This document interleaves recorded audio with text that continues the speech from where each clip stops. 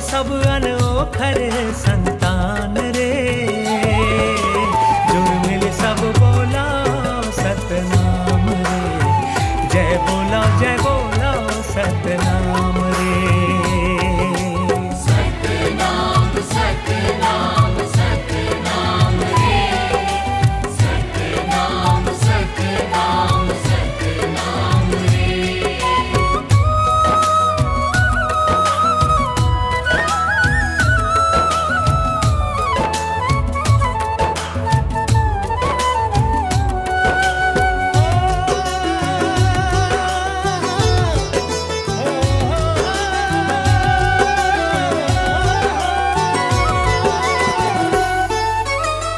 झूठ लबारी झन कहिया,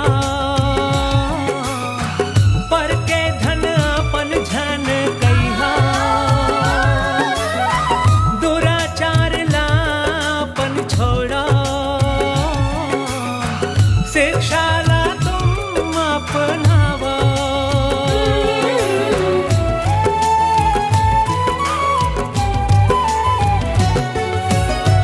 काम क्रोध हिंसाला छोड़ा, मन लार्ग बनावा, सतला पहचानो जगमा, सत के गंगा बहावा। करो ऐसे होए तुम्हार नाम रे, जुड़ मिल सब बोला सतनाम रे, जय बोला सतनाम रे। सतनाम सतनाम सतनाम रे, सतनाम सतनाम सतनाम रे।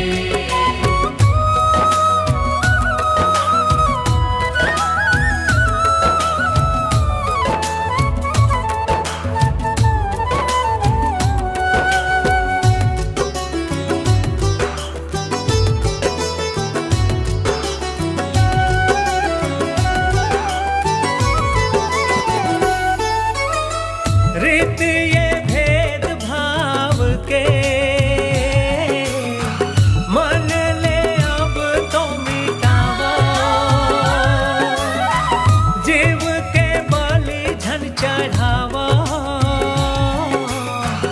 अंधविश्वास ला भगावा।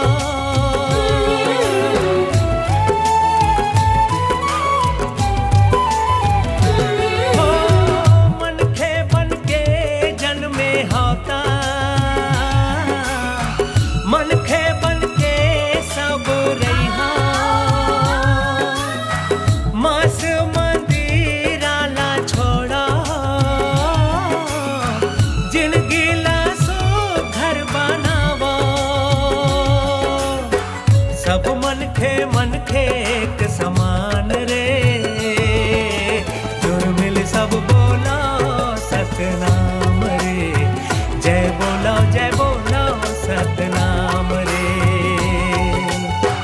मानो मोर कहना ला, छोड़ो जी लड़ना झगड़ना, हम सब अनोखर संतान रे, जुड़ मिल सब बोला सतनाम रे, जय बोला सतनाम, जय बोला